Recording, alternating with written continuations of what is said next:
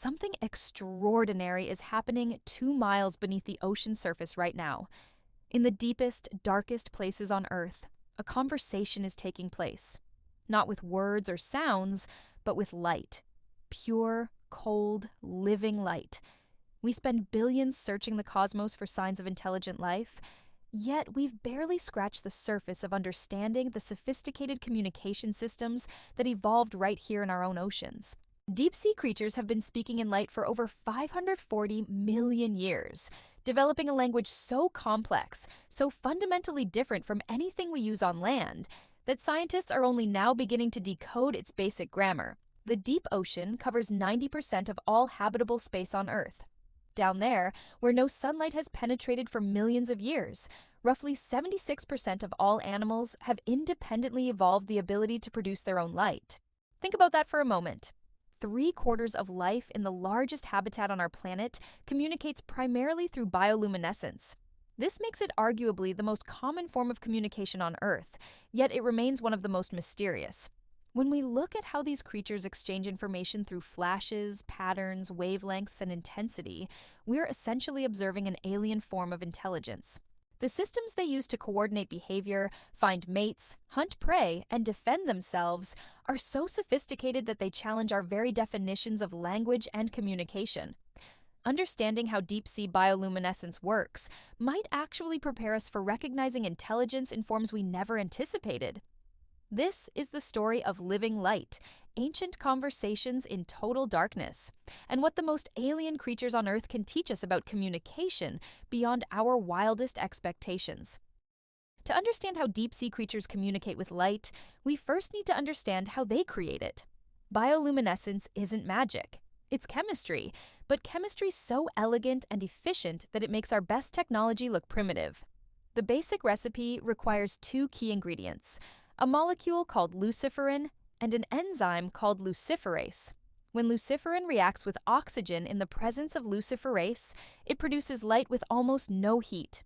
We call this cold light, and it's remarkably efficient, converting up to 90% of the chemical energy directly into visible light. Compare that to an incandescent bulb, which wastes 90% of its energy as heat. But here's where it gets interesting.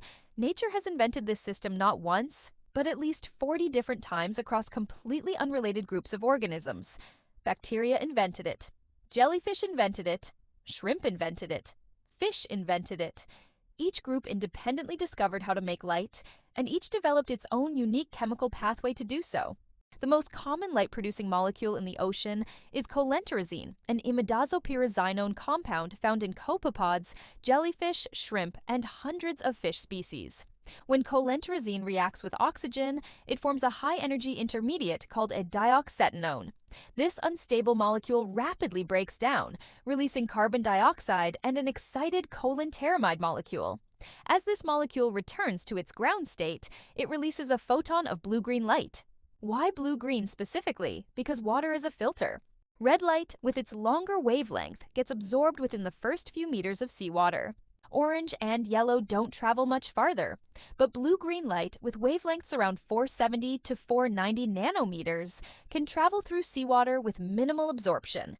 Natural selection has fine-tuned bioluminescence to use exactly the wavelengths that work best underwater. Most deep-sea creatures produce blue-green light, but there are exceptions. The stoplight loosejaw dragonfish broke the rules. It produces red bioluminescence, a wavelength that most deep-sea animals physically cannot see. It's like having infrared night vision goggles in a world where everyone else is colorblind. The dragonfish can illuminate its prey with red light, hunting in complete secrecy, because its victims literally don't have the photoreceptors to detect it. Even more remarkable, the dragonfish acquired this ability by stealing bacterial chlorophyll through its food chain, repurposing it as a photosensitizer in its eyes. Some creatures don't make their own light at all. The most famous example is the anglerfish, that nightmarish-looking predator with the glowing lure dangling in front of its mouth. That light comes from colonies of bioluminescent bacteria living inside the fleshy bulb. The anglerfish provides the bacteria with nutrients and protection, and in return, the bacteria provide light. It's a partnership that has existed for tens of millions of years. Recent research suggests that the evolutionary origin of bioluminescence might have been defensive, not communicative. Coelenterazine and related molecules are powerful antioxidants. In the ancient ocean, as oxygen levels increased, these molecules may have first evolved to neutralize reactive oxygen species that damaged cells. Only later, as organisms colonized deeper waters where oxygen and light levels were lower, did natural selection transform these antioxidant systems into light-producing organs. What began as a defense against chemical stress became one of the most sophisticated communication systems on the planet. Communication requires more than just making light. It requires structure, patterns, and the ability to encode different messages. Deep-sea creatures have developed at least 4 distinct information channels in their bioluminescent communication: wavelength, intensity, spatial pattern, and temporal dynamics.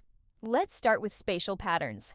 Lanternfish, one of the most abundant vertebrates on Earth, have photophores arranged in species-specific patterns along their bodies. Each of the 252 species of lanternfish has its own unique configuration of light organs, like a living barcode. These patterns serve as identity badges, allowing individuals to recognize members of their own species in the darkness. When a lanternfish lights up, it's essentially saying, "I am this species," a crucial message in an environment where visual identification would otherwise be impossible. Research has shown that species with complex, species-specific bioluminescent structures diversify into new species at much higher rates than those using bioluminescence only for camouflage. The 252 species of lanternfish all evolved relatively recently, suggesting that their elaborate light patterns actively drive speciation. Bioluminescence isn't just for communication, it's creating new species. Dragonfishes took spatial patterns even further. The 27 genera of stomide dragonfishes have evolved prominent chin barbels that produce light. Each species has a unique barbel structure, from simple tips to elaborate branching appendages. These barbels serve multiple functions: attracting prey, recognizing mates, and establishing territory. Some species can even produce flashing patterns that vary in frequency and duration, creating a kind of bioluminescent Morse code. Temporal dynamics add another layer of complexity. Firefly squid off the coast of Japan coordinate mass spawning events using synchronized bioluminescent displays. Millions of individuals flash in coordinated patterns, transforming entire bays into pulsing fields of blue light. The synchronization requires individuals to perceive the flashing patterns of their neighbors and adjust their own timing accordingly. This is collective communication, where the message emerges from the group rather than any individual. Ostracods, tiny crustaceans nicknamed sea fireflies, have evolved elaborate courtship displays where males release trails of luminescent chemicals while swimming in species-specific patterns. Each species has its own signature movement combined with its own timing of light pulses. Females evaluate these displays, selecting mates based on the quality and precision of their bioluminescent performances. The intensity, duration, and pattern of the male's display communicate his fitness, his species identity, and his readiness to mate. But perhaps the most sophisticated use of bioluminescent communication involves deception and misdirection. The cookie-cutter shark uses counter-illumination with a twist. Its entire ventral surface is covered in thousands of tiny photophores that match the dim light filtering down from the surface above, making it nearly invisible from below. But it leaves one small patch on its throat unlit, creating a dark spot that resembles a small fish. Larger predators see this apparent prey and approach, only to receive a vicious bite from the shark's razor-sharp teeth. The cookie cutter uses light not to attract prey, but to make itself into bait. Some deep-sea squid have taken things further still. When threatened, Octopoteuthis delatron can detach one of its glowing arms. The severed limb continues to pulse with light, sticking to the predator and distracting it while the squid escapes into darkness. The arm sacrifices itself, but its bioluminescence ensures it fulfills one final function: drawing attention away from the body. These aren't simple signals. They're sophisticated information systems that encode species identity, reproductive status, territorial boundaries, and threat levels. They use multiple channels simultaneously, creating messages that change based on context, audience, and environmental conditions. When we study these communication systems, we're studying something that functions like a language, even though it evolved completely independently of anything we'd recognize as language on land. One of the most widespread uses of bioluminescence in the deep sea isn't about being seen at all. It's about becoming invisible. In the twilight zone, that region between 200 and 1,000 meters deep, where faint sunlight still penetrates from above, predators hunt by looking upward. They scan for silhouettes, dark shapes blocking out the dim light from the surface. To survive here, prey species evolved a remarkable solution: counter-illumination. Hatchetfish, with their distinctive compressed bodies, have photophores arranged along their ventral surfaces. These organs can precisely match the intensity and wavelength of the downwelling light. As the ambient light changes with depth, time of day, and water clarity, the fish continuously adjusts its bioluminescence to match. From below, the fish effectively disappears. Its glowing belly replaces the light that its body blocks, making it nearly invisible to upward-looking predators. This isn't simple camouflage. It's active camouflage that requires constant adjustment. The fish must monitor the ambient light levels, calculate the necessary output from each photophore, and adjust in real time as it moves through the water column. Some species have developed shutters and reflectors that allow fine control over light direction and intensity. They're performing complex optical calculations continuously, solving problems that would require sophisticated sensors and computing power if we tried to replicate the system artificially. Marine hatchetfish, lanternfish, and numerous other species have evolved similar counter-illumination systems.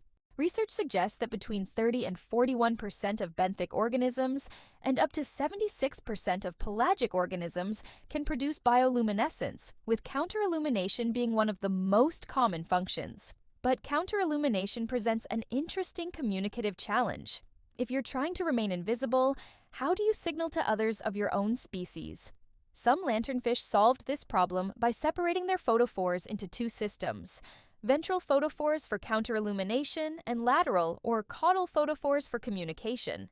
The ventral lights stay on continuously to maintain camouflage, while the communication lights flash in species-specific patterns when needed.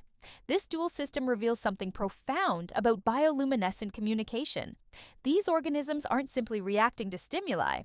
They're managing multiple signals simultaneously, balancing competing needs for stealth and communication, and making decisions about when, where, and how to use their light-producing abilities.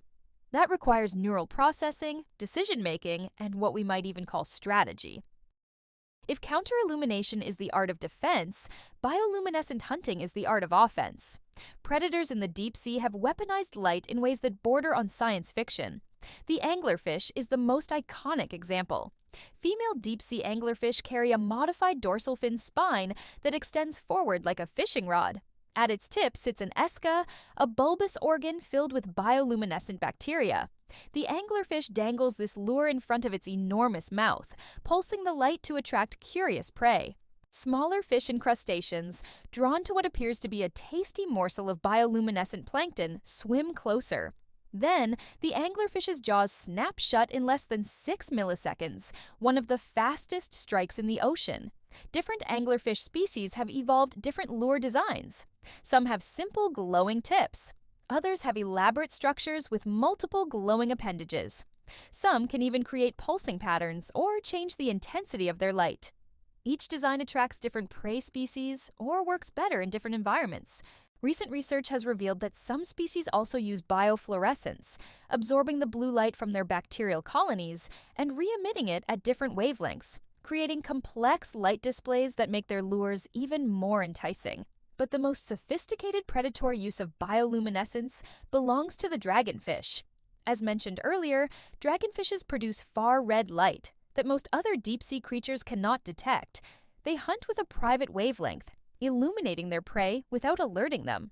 When a dragonfish switches on its red suborbital photophores, it can see red-colored shrimp, fish, and other prey clearly, while those prey remain completely unaware they're being observed. It's the aquatic equivalent of having thermal imaging in a world where everyone else only sees in the visible spectrum. Some dragonfishes have taken this further by developing two separate light-producing systems: blue-green photophores for communication with other dragonfishes, and red photophores for hunting. They can switch between communication mode and hunting mode, using different wavelengths for different purposes. This demonstrates not just sophistication in light production, but cognitive flexibility in how they deploy it. Another predatory strategy involves using bioluminescence to coordinate group hunting. Some species of flashlight fish, which have large subocular photophores filled with bioluminescent bacteria, can control their light output with a muscular shutter. When hunting, groups of flashlight fish can flash their lights in coordinated patterns, potentially confusing or hurting prey. While this behavior is still being studied, it suggests that bioluminescent communication can facilitate cooperative behavior, much like how wolves coordinate hunts through vocalizations. Finding a mate in the deep sea is like trying to find a specific person in a pitch-black football stadium the size of a continent. The challenges are immense: vast distances, perpetual darkness, low population densities, and the constant risk of predation. Bioluminescence provides a solution, but it requires remarkable specificity. Firefly squid possess thousands of photophores distributed across their bodies, each capable of independent control. During breeding season, males produce complex light patterns, flashing different photophores in specific sequences. Females evaluate these displays, selecting mates based on pattern complexity, timing precision, and overall brightness. The male's display communicates not just his species identity, but his health, age, and genetic quality. A weak or poorly timed display indicates poor condition. A bright, precise display indicates fitness. The displays are so elaborate that researchers have compared them to terrestrial firefly mating signals. But underwater bioluminescent displays face different constraints. Sound travels well in water, but light does not travel as far as it does in air. This means signals must be brighter, patterns must be simpler and more distinct, and timing becomes even more critical. Despite these constraints, or perhaps because of them, marine bioluminescent courtship displays exhibit remarkable diversity. Deep-sea anglerfish have evolved one of the strangest reproductive strategies in the animal kingdom. In many species, males are tiny compared to females, sometimes 60 times smaller. The male's primary goal in life is to find a female. When he does, he bites into her body and fuses permanently, his circulatory system merging with hers. He becomes essentially a parasitic appendage, providing sperm whenever she needs it. But how does the tiny male find the much larger female in the vast darkness? Bioluminescence. Females produce species-specific light patterns that males can recognize from considerable distances. Some species even vary their patterns to indicate reproductive readiness, effectively broadcasting their availability.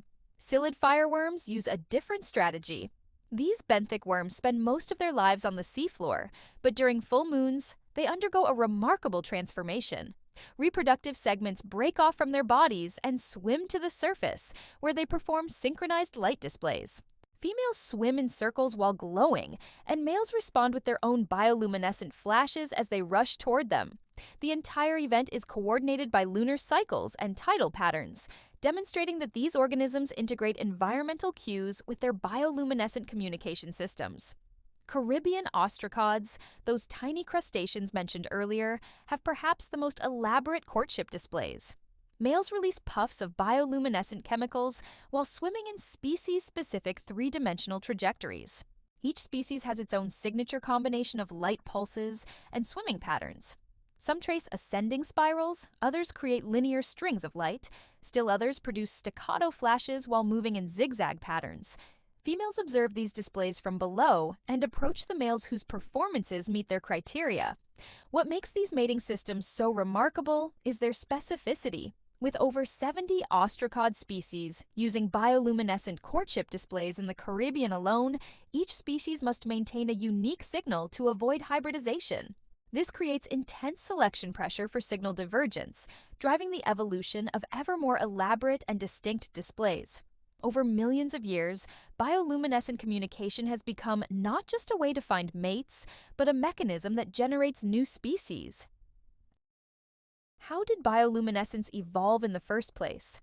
Why is it so common in the ocean, but relatively rare on land? Recent research has begun answering these questions, and the story they tell is one of ancient innovation and ongoing evolution. Bioluminescence first appeared during the Cambrian explosion, that period roughly 540 million years ago when animal life rapidly diversified. Studies of octocorals show that bioluminescence emerged around this time, making light signaling potentially the earliest form of communication in the oceans. This timing is significant. The Cambrian explosion was a period of intense evolutionary innovation when animals were rapidly developing new body plans, sensory systems, and ecological strategies. The oceans were becoming more complex, with more predators, more prey, and more competition for resources. In this context, the ability to produce light would have provided enormous advantages. In an arms race between predators and prey, bioluminescence offered both defensive and offensive capabilities. For prey, it could startle predators, attract larger predators to the scene, or create decoys. For predators, it could lure prey or illuminate hunting grounds. And for everyone, it could facilitate species recognition and mate finding in increasingly crowded seas. The genetic evidence suggests that once bioluminescence evolved, it spread rapidly. Ray-finned fishes evolved bioluminescence at least 27 separate times. Each time, the system adapted to the specific needs and ecology of that lineage. Some developed bacterial symbiosis, housing glowing microbes in specialized organs. Others developed intrinsic bioluminescence, synthesizing their own luciferin and luciferase.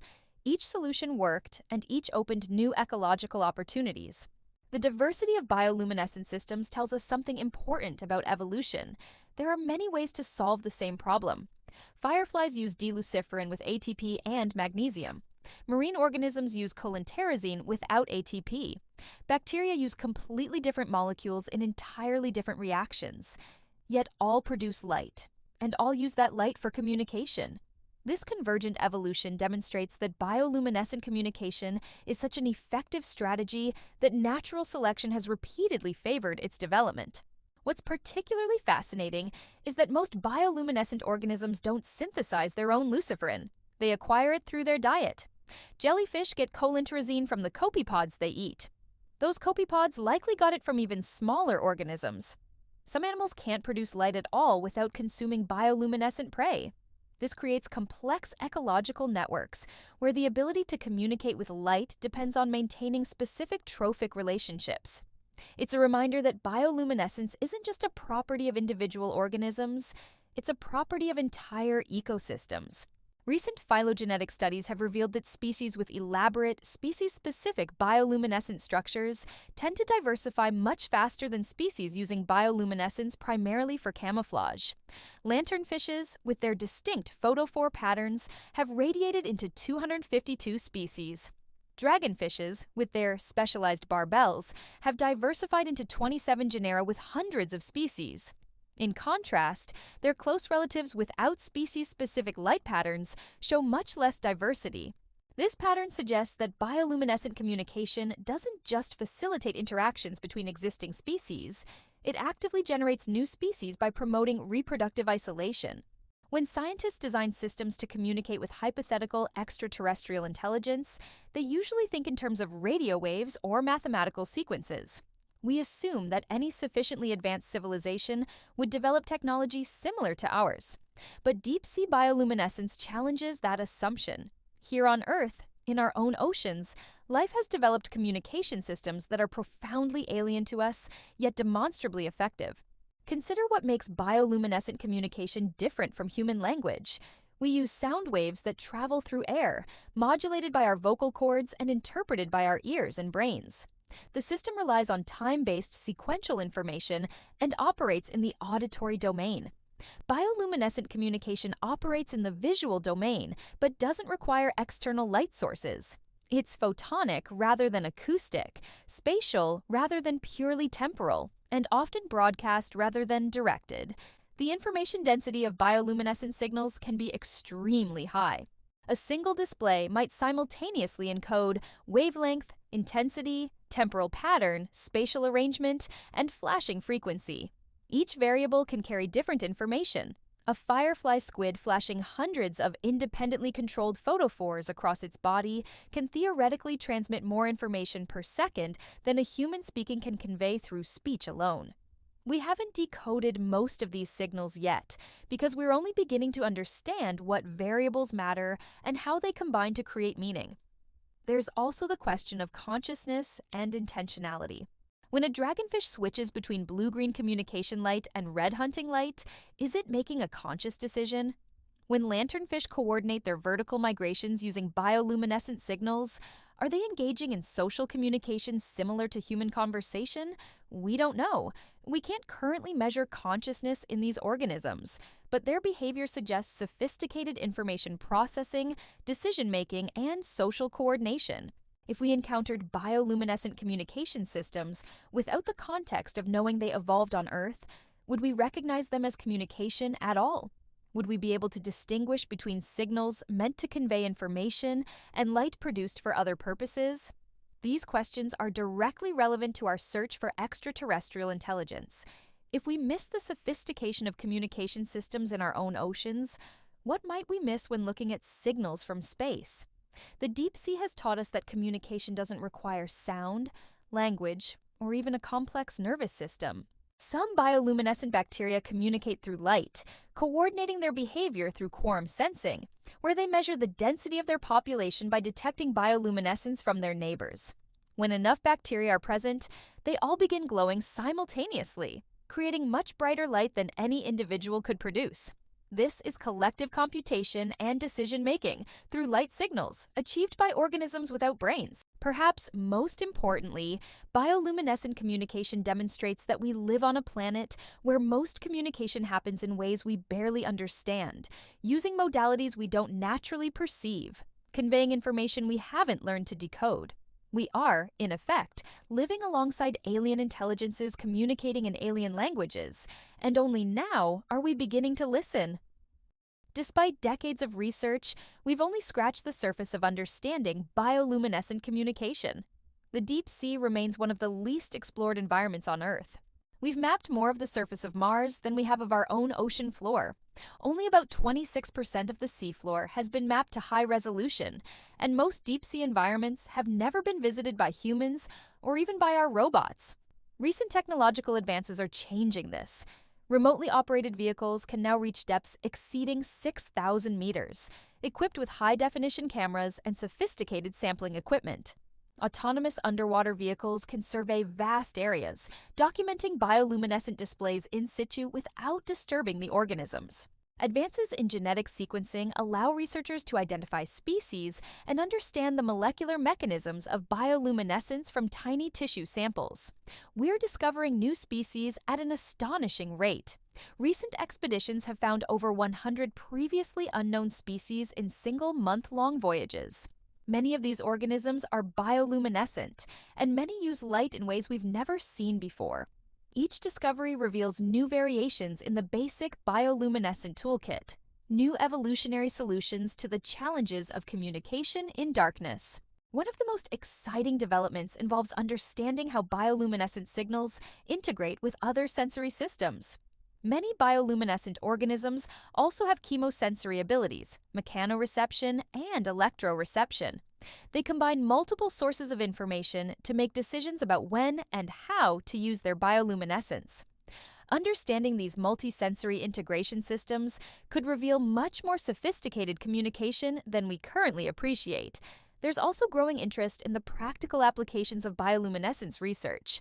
Engineers are developing bioluminescent sensors for detecting pollution, monitoring ocean health, and even creating new forms of biological lighting. Medical researchers use bioluminescent proteins as markers in genetic research, allowing them to track cellular processes in real time. The more we understand about how organisms control and modulate their bioluminescence, the more applications we discover. But perhaps the most important future direction is conservation. Deep-sea ecosystems face increasing threats from climate change, ocean acidification, deep-sea mining, and pollution. Many bioluminescent species are highly specialized, adapted to specific depths, temperatures, and chemical conditions. As those conditions change, these species may disappear before we ever fully understand their communication systems. The deep sea represents the largest habitat on Earth and hosts the most abundant form of communication on the planet. Yet, it receives a tiny fraction of the research funding and conservation attention given to terrestrial and shallow marine ecosystems. If we lose deep-sea biodiversity, we lose not just species, but entire communication systems that have evolved over hundreds of millions of years, libraries of biological information accumulated through countless generations. We lose pieces of the living encyclopedia that could teach us how communication itself evolves and operates. 2 miles beneath the surface, conversations continue in the darkness. Lanternfish flash recognition signals in species-specific patterns. Dragonfishes hunt with secret wavelengths of red light. Anglerfish dangle glowing lures to attract unsuspecting prey. Firefly squid coordinate mass spawning events with synchronized displays. Jellies pulse with warnings. Squid shed glowing decoys to confuse predators. These aren't random flickers. They're structured information exchanges using sophisticated signaling systems that have been refined by natural selection over hundreds of millions of years. They represent alternative solutions to the fundamental challenge all life faces: how to share information with others. We've explored how bioluminescence works at the molecular level, watching chemical energy transform into cold light with remarkable efficiency. We've seen how organisms use this light to become invisible through counterillumination, to hunt with wavelengths their prey cannot detect, and to attract mates across vast distances in complete darkness. We've discovered that bioluminescent communication doesn't just facilitate interactions between species, it actively drives the creation of new species through reproductive isolation. We've learned that the most common form of communication on Earth isn't sound, isn't chemical, isn't touch. It's light. Living light produced by living organisms to exchange living information. And we've only begun to understand its complexity. The deep sea challenges our assumptions about communication, intelligence, and even what it means to have a language. These organisms developed information systems completely independently of anything on land, yet those systems work. They encode identity, intention, reproductive status, and threat levels. They facilitate cooperation, competition, courtship, and predation. They shape evolution itself. When we search for signs of intelligence beyond Earth, we often assume it will look something like us, think something like us, communicate something like us. But the deep sea teaches a different lesson. Intelligence and communication can emerge in forms so different from our own that we struggle to recognize them, even when they're happening all around us. The aliens aren't out there in space. They're right here in our oceans, speaking in languages of light that we're only now learning to perceive. Understanding bioluminescent communication isn't just about cataloging curiosities from the deep. It's about expanding our conception of what communication can be, what intelligence looks like, and how life solves problems.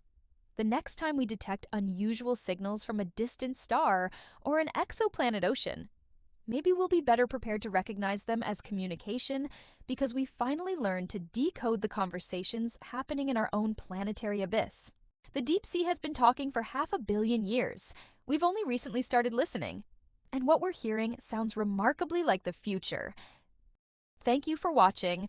If you found this exploration of deep-sea bioluminescence as fascinating as we did making it, please consider subscribing to our channel and hitting the like button.